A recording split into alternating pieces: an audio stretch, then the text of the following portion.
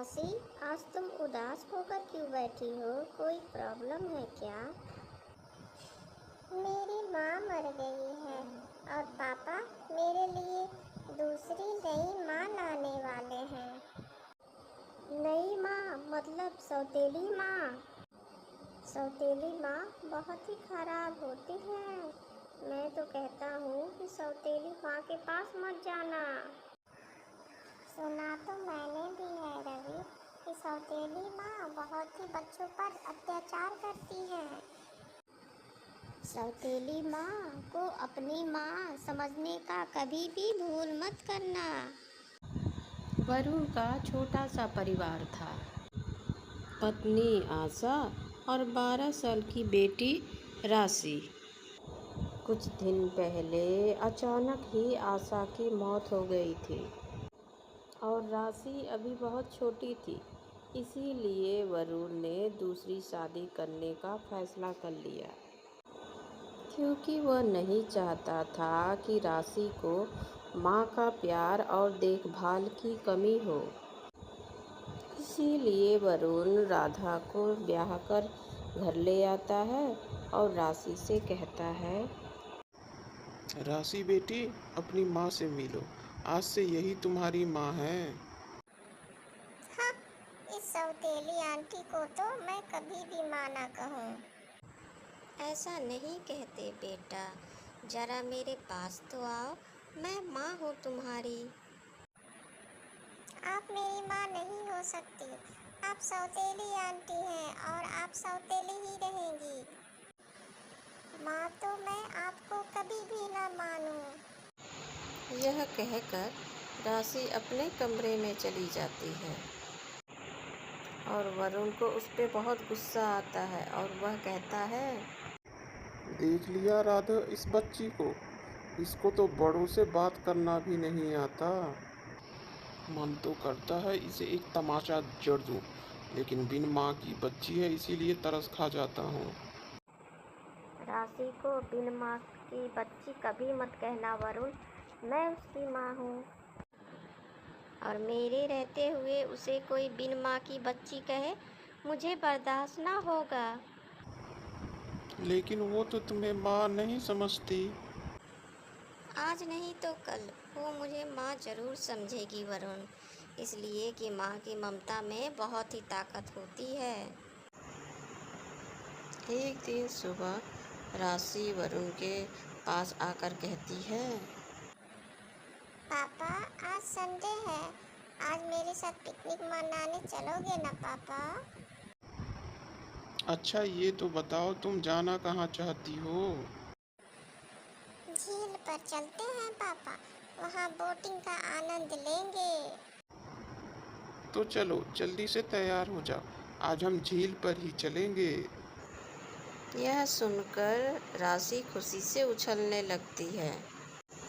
उधर वरुण भी खुश होकर सोचने लगता है, चलो अच्छा ही है, इस बहाने माँ बेटी दोनों करीब आएंगी और दोनों को एक दूसरे को जानने का टाइम भी मिल जाएगा। वरुण जैसा सोचता है वैसा कुछ नहीं होता।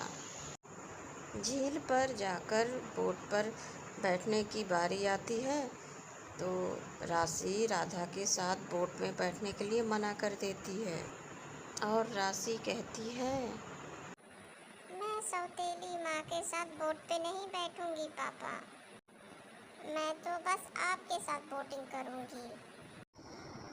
जिद नहीं करते राशि बेटा, बोट पर तो तुम्हारी माँ भी बैठेगी।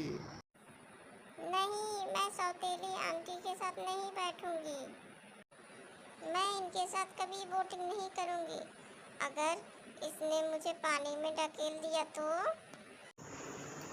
वरुण को राशि पर बहुत ही गुस्सा आता है और इधर राधा के मन को ठेस पहुंचती है। लेकिन राधा धीरज से काम लेती है और आंखों से आंसू टपकने ही वाले रहते हैं, लेकिन धीरज धरकर वरुण को समझाती है और कहती है, वरुण, मुझे बोटिंग करने में जरा भी मज़ा नहीं आता है। तुम राशि को वोटिंग करा लाओ, तब तक मैं यहाँ किनारे पे बैठ जाती हूँ। वरुण, मैं नहीं चाहती कि मेरे कारण राशि के मन में कोई भी डर पैदा हो। यह कहकर राधा एक ब्रेंच पर बैठ जाती है और वरुण राशि के साथ बोटिंग पे चला जाता है। उनके जाते ही राधा के आँखों में ठहरे हुए आंसू खुल के निकलने लगते हैं। वह फपक फपक के रोती है और रोते हुए कहती है, पता नहीं लोग सौतेली माँ को ही बुरा क्यों समझते हैं। हर सौतेली माँ तो बुरी तो नहीं होती। मैं राशि पे सारी ममता, सारा प्यार लुटाने के लिए तड़पती रहती हूँ और वे मुझसे नफरत ही करती रहती है। स्कूल में राशि हमेशा रवि के साथ रहती थी। दोनों समझ लो बेस्ट फ्रेंड रहते हैं। एक दिन राशि और रवि दोनों लंच करने बैठते हैं तो रवि कहता है, राशि, तुम्हारे लिए खाना तुम्हारी सौतेली माँ बनाती है। हाँ, पर मैं तो उसे नौकरानी से ज़्यादा कुछ नहीं समझती। तू उसे कुछ भी समझ, लेकिन उसके हाथ का खाना कभी मत खाना। पर क्यों रवि ऐसा कह रहे हो? क्योंकि तुम्हारी सौतेली माँ तुम्हारे खाने में जहर मिलाकर खिलाकर तुमको मार सकती है। मैंने एक फिल्म में देखा था, सौतेली माँ ने खाने में जहर मिलाकर खिलाकर उस बच्चे को मार डाला था। रवि जो भी उसे उल्टी सीधी पट्टी पढ़ाता, राशि उसे सच मान लेती। राशि ये बात सुनते ही अपने टिफिन में रखा सारा खाना फेंक देती है और उसी दिन से राधा का बनाया हुआ खाना खाने से डरने लगती है। राशि, लो बेटा, तुम खाना खा लो। आज मैंने तुम्हारे लिए स्पेशल आलू के पराठे बनाए हैं। मुझे नहीं खाने आपके स्पेशल पराठे। सौतेली माँ का क्या भरोसा, कहीं आपने मेरे खाने में जहर मिला दिया तो मैं तो मर ही जाऊंगी ना। राशि जैसे ही ये कहती है, राधा का तो मानो जान ही निकल जाती है। राधा रोते हुए राशि से कहती है, मैं तो तुम्हें सगी माँ जैसा प्यार देती हूँ, तो मैं भला तुम्हारे साथ ऐसा क्यों करूँगी? आप मेरी माँ कभी नहीं बन सकती। आप तो बस मेरी माँ बनने का नाटक करती हैं। मेरी माँ तो मर चुकी है सौतेली आंटी। यह कहकर राशि भी रोने लगती है, लेकिन राधा को उसका रोना देखा नहीं जाता। राधा राशि का आंसू पोंछकर उसे कलेजे से लगाना चाहती है, मगर राशि वो तो उसे पास ही नहीं आने देना चाहती है और वह कहती है, मत छुओ मुझे, मत छुओ, मुझे अकेला छोड़ दो और आप यहाँ से चली जाओ। छोटी सी लड़की की ऐसे कठोर शब्द सुनकर राधा तो मानो मर ही जाती है। वह रोते हुए किसी तरह अपने कमरे में आती है और भगवान से कहती है, हे भगवान, क्या माँ के ममता की कोई भी कीमत नहीं रह गई? मेरी बेटी मेरे प्यार से इतना नफरत क्यों करती है? कुछ कर भगवान। अब मुझसे और सहन नहीं होता है। कुछ दिन ऐसे ही बीत जाते हैं, पर एक दिन राशि स्कूल से आते हुए एक गाड़ी से टकरा जाती है और उसके सिर से बहुत ही खून बहता है। राशि के सिर पर गहरी चोट आती है और डॉक्टर वरुण से कहता है, जल्दी से 5 लाख का इंतजाम करिए। बच्ची के सिर का ऑपरेशन करना पड़ेगा। जल्दी करिए, नहीं तो बच्ची को बचाना नामुमकिन है। 5 लाख बहुत ही बड़ी रकम होती है। वरुण इतना बड़ा रकम कहाँ से इंतजाम करता।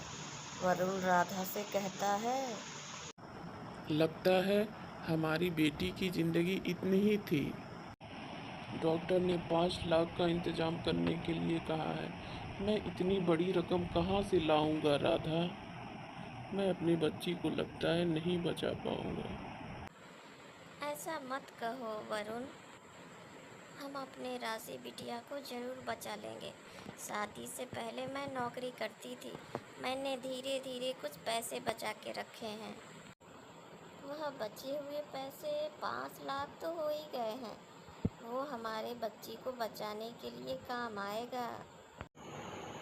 वरुण राधा से पैसे लेकर डॉक्टर के यहाँ जमा करवा देता है और डॉक्टर उसका ऑपरेशन करवा देते हैं। 2 घंटे बीत बहुत दिन हो जाते हैं, लेकिन राशि को होश नहीं आता। यह देखकर राधा और वरुण घबरा जाते हैं और वह डॉक्टर से पूछते हैं, डॉक्टर साहब, मेरी बच्ची होश में क्यों नहीं आ रही है। लगता है आपकी बच्ची कोमा में चली गई है। अब तो भगवान ही कुछ कर सकता है मिस्टर वरुण। यह सुनकर वरुण और राधा बहुत दुखी हो जाते हैं और जाकर मंदिर में हाथ जोड़कर खड़े हो जाते हैं। हे भगवान, मुझ पर दया करो, मेरी बेटी को होश में ला दो। जब तक आप कृपा नहीं करोगे तब तक मैं आपके दरवाजे से नहीं हटूंगी और ना ही अन्य जल का ग्रहण करूंगी। भगवान, आपको इस दुखियारी माँ पर दया करनी ही पड़ेगी। यह कहकर राधा भगवान के दरवाजे पर बैठ जाती है और अन्न जल त्याग कर कर वहीं पे रहती है। कई दिन बीत जाते हैं, लेकिन राशि होश में नहीं आती। उल्टे राधा बेहोश होकर गिर जाती है और राशि के बगल वाले बेड पर उसको भी एडमिट कर लिया जाता है। बेटी पर तो संकट था ही, अब माँ पर भी संकट आन पड़ा है। मिट्टी में मिल चुका है भगवान का भरोसा। लगता है ना बेटी बचेगी ना ही बेटी की माँ। वरुण यह कह ही रहा होता है, तब तक राशि को होश आ जाता है। पापा, पापा, मुझे घर जाना है। तभी राशि की नज़र अपने बगल में पड़े राधा पर पड़ती है, तो राशि अपने पिता से पूछती है, पापा, इन सौतेली आंटी को क्या हुआ है। इसने तुम्हारी जान बचाने के लिए खुद की जान जोखिम में डाल दी बेटी। राशि ने पूछा, ये कैसे हुआ। तो वरुण ने सब कुछ राशि को बताया और वरुण की बातें सुनकर राशि की आंखें नम हो जाती है और वह अपने बेहोश माँ को माँ माँ कहकर पुकारने लगती है। माँ, माँ, उठो ना माँ। जैसे वह राधा को माँ कहकर बुलाती है, राधा को होश आ जाता है और वह कहती है।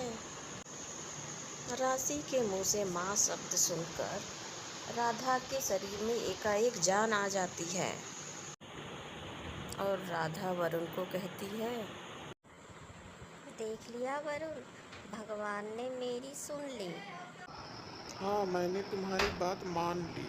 आज भगवान ने तुम्हारी बात सुन ली और राशि ने भी तुम्हें माँ स्वीकार कर लिया। आज मैं बहुत खुश हूँ।